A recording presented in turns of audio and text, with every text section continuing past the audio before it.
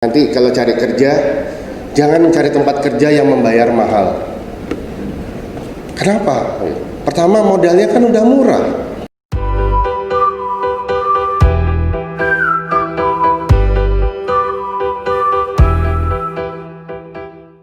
Baik, marilah para hadirin yang kami hormati, kita sambut dengan tulus Dr. Dendi Pratama, SSM, MMMTS.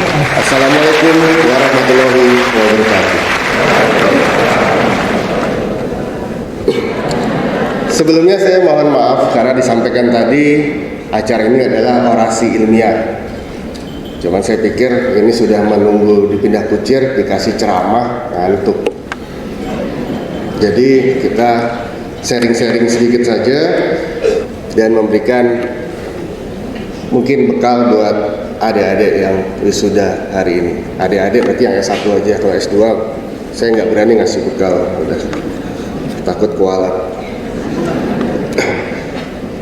Judul hari ini adalah Unindra kita Unindra. Oke, apa itu? Yang pertama, Anda semua sudah 4 tahun, 2 tahun, mungkin ada yang lebih, kuliah di Universitas Indraprasta PGRI. Tapi yang jadi pertanyaan adalah berapa banyak yang tahu apa arti nama Indraprasta? Ya, tahunya Unindra, Universitas Indraprasta PGRI. Ini sudah ada teasernya. Indraprasta itu dalam dunia pewayangan adalah istananya para pendawa, satria-satria yang paling hebat di dunia pewayangan. Nah, ini juga ilustrasi dari Pandawa yang dibuat oleh mahasiswa di Cafe Unindra. Nah, jadi Unindra itu adalah semacam tempat untuk mengolah kita menjadi satria-satria, dan sudah sangat lama, sejak 82 dan kemudian 2004 menjadi universitas. Berapa banyak yang sudah ditempa di Unindra? Saya akan menyampaikan data. Saya masuk Unindra itu 2004, mahasiswanya masih kurang lebih 2000-an. Sekarang 2019, 15 tahun kemudian, mahasiswanya sudah lebih dari 38.371.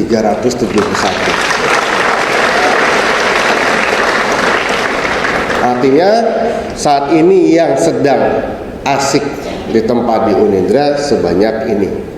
Ini berdasarkan Perlap Dikti, data Dikti yang dilaporkan setiap semester. Dari sekian banyak ini, berapa yang sudah keluar, sudah sukses menyelesaikan studi? Saya masuk 2004, persis 15 tahun lalu, persis juga di acara wisuda. Pada saat itu alumninya sudah mencapai 3.900-an karena sebelum Unindra itu Sekolah Tinggi Keguruan Ilmu Pendidikan PGRI sudah ada sejak tahun 82. Tapi hari ini wisuda ke-69, alumninya sudah 69.354. Dan di dalam angka ini ada Anda semua. Jadi Anda yang melengkapi angka 9.354 hari ini. Nah, tapi kemudian pertanyaannya adalah,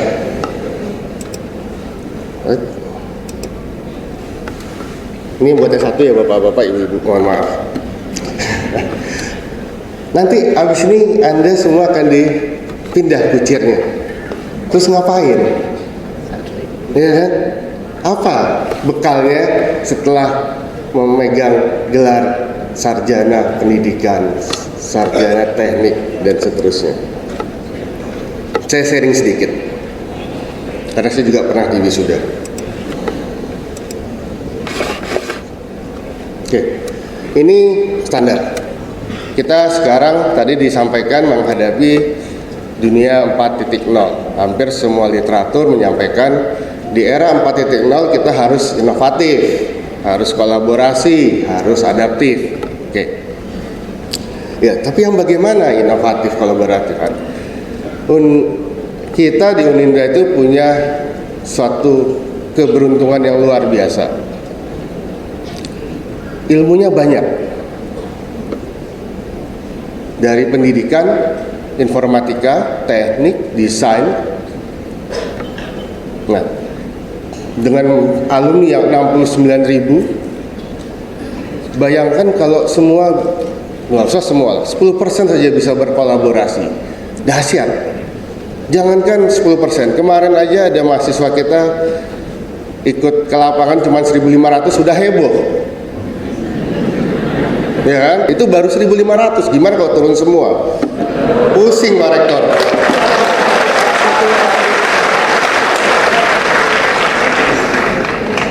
Ya, artinya gini, kita coba mulai mungkin dari angkatan wisuda ini, coba untuk ya lihat kiri kanan dulu lah. Ini nanti habis dikuncir waktunya cukup lama, kenalan kiri kanan, ya kan, saling bagi-bagi nomor telepon untuk mencoba untuk berkolaborasi.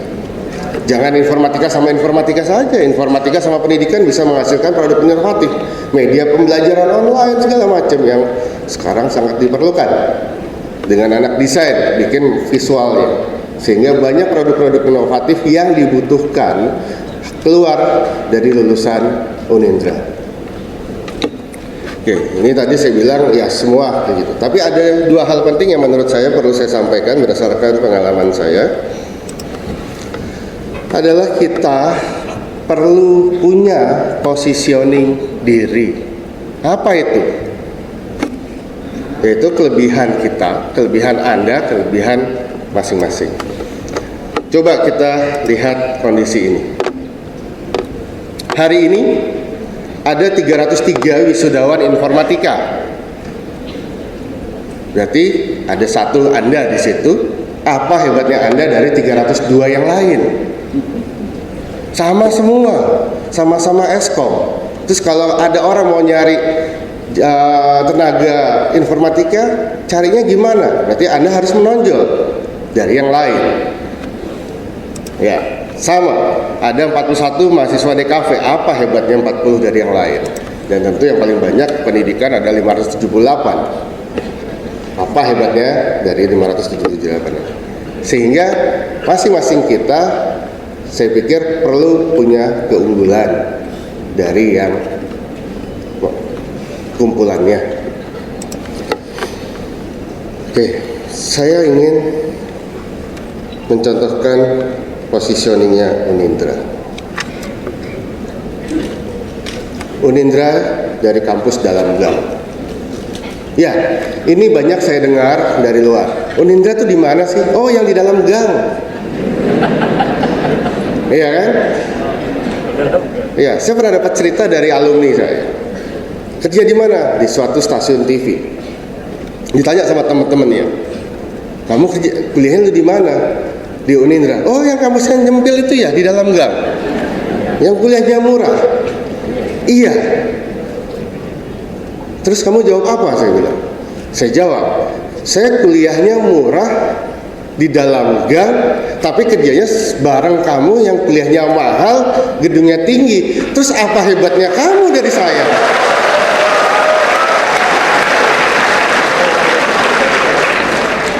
Iya kan? Kita masuk nggak sampai 1 juta, 1,5 juta. Uang kuliah 1 juta 1 semester. Orang bayar 20 juta. Lah kerjanya bareng. Apa hebatnya? Enggak? Bener lah. Kalau nggak bener saya nggak ngomong di sini. Ya, oke. Tapi jangan salah. Unindra dari kampus dalam gang, tapi dikenal sampai mancanegara.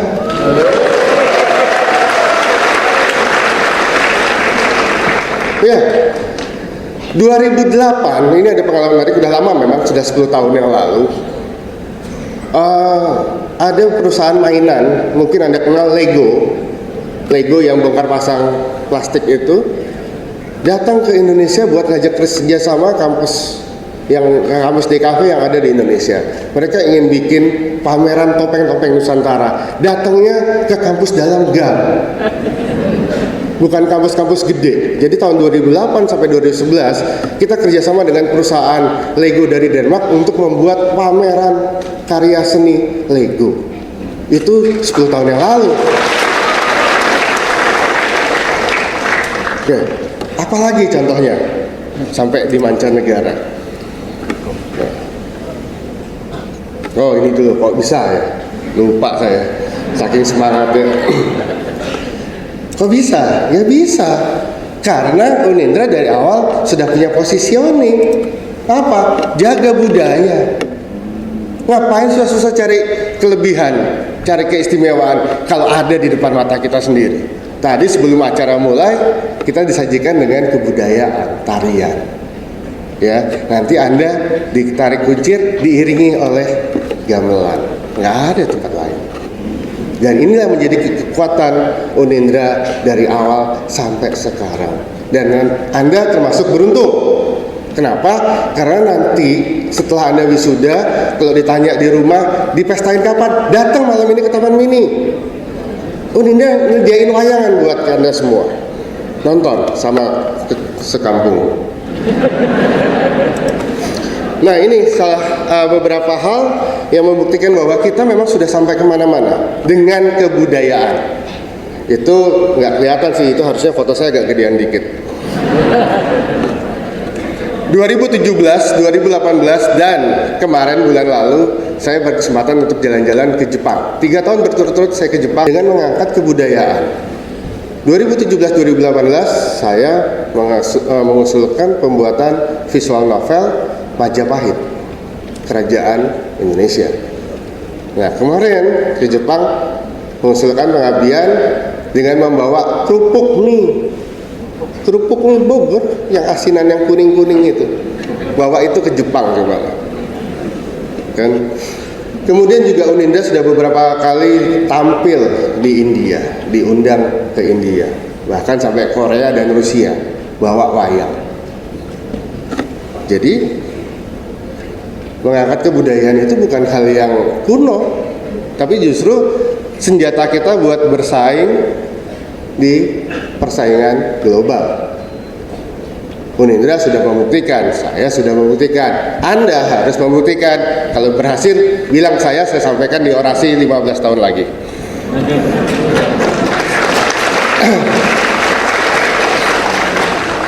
Nah, satu hal juga mengenai bagaimana Unindra dikenal di mancanegara, saya akan sedikit flashback aktivitas Unindra. Akhirnya kita berani untuk buka diri segala macam ke dunia internasional dengan menyelenggarakan konferensi internasional. Saya akan sampaikan sedikit liputan.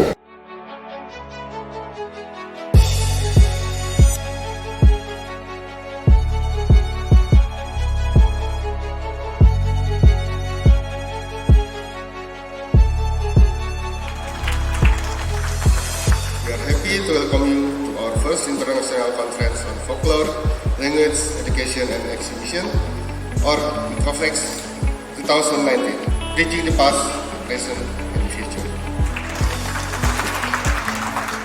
Ladies and gentlemen, being regarded as one of important higher education of Indonesia, and welcome the international scholar from other places around the world. Thank you. Assalamualaikum warahmatullahi wabarakatuh.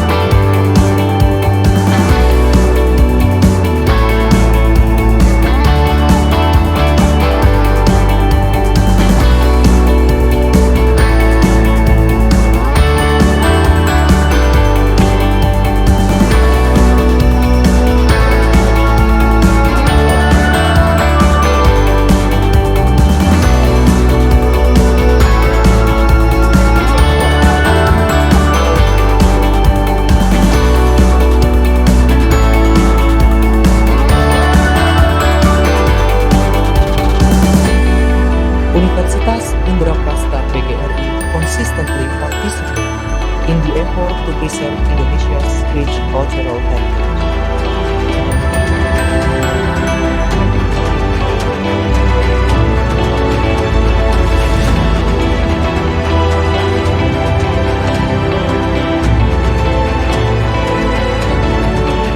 To further our commitment in studying and preserving cultural heritage, Universitas Indraprasta PGRI proudly presents International Conference on Folklore, Language, Education, and Exhibition 2019.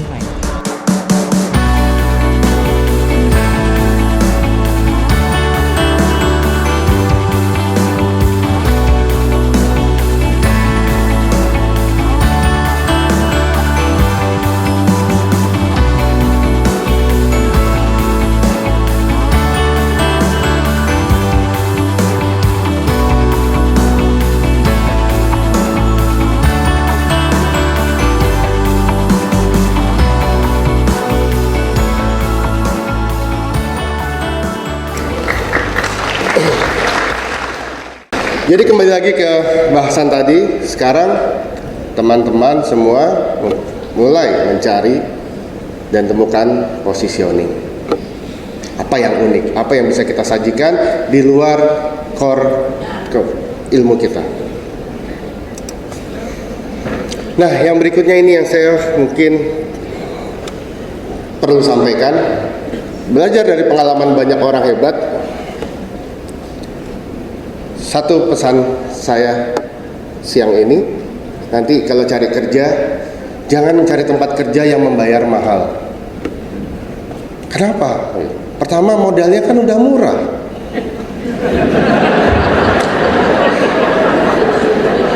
Jangan, enggak, bukan itu maksudnya.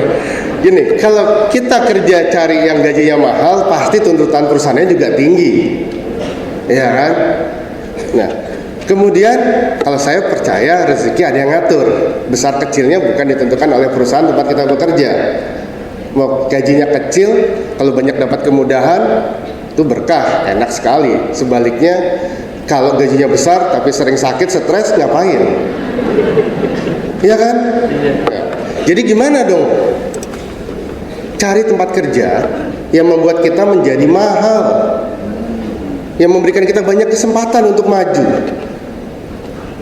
Saya 15 tahun yang lalu diajak mengabdi di Unindra, umur masih 26 tahun, masih anak hijau lah. Ya kan, sebelumnya saya fotografer lepas. Masuk ke Unindra ya dulu dengan mahasiswa kurang dari 2000, mahasiswa saya di DKV cuma 20 orang, SPP 360.000, bisa kehitung lah berapa penghasilan sebulan. Di satu sisi saya fotografer yang sekali motret libur 1 bulan, dilema. Tapi ya alhamdulillah saya tidak salah jalan, saya tidak salah milih, saya pilih Unindra. Dan pada saat itu saya sudah langsung duduk di depan deretan senat sebagai anggota senat paling muda. Sekarang setelah 15 tahun juga alhamdulillah masih paling muda yang bergelar doktor. Ya. Jadi itu pesan dari saya, cari tempat kerja yang memberikan banyak kesempatan untuk maju. Jadi kalau nanti dikasih beban kerja, tanggung jawab, jangan ngeluh. Itu sebagai proses belajar. Alhamdulillah, bersyukur kita dapat tugas, teman enggak, jadi kita yang bisa. Dan suatu saat di tempat lain itu menjadi modal kompetensi kita di luar keilmuan utama kita. Jadi kesimpulannya, kita bandingkan diri kita dengan Unindra. Bisa nggak kita tidak neko-neko? Unindra dengan biaya terjangkau tapi bisa menghasilkan kualitas terbaik. Oh, ini nggak berlebihan. Di Unindra dengan uang kuliah yang murah, 16 program studi, 3 akreditasi A.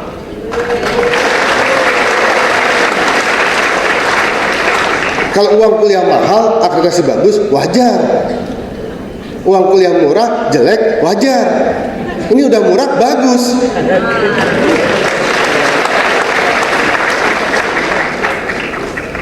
Ya kan?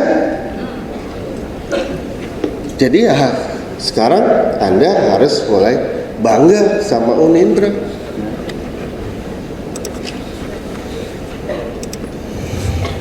Oke, bangga sama Unindra. Mulai sekarang kamu anak mana? Anak Unindra, bukan UI PGRI. Apalagi UI Ranco, UI Gedong, jangan.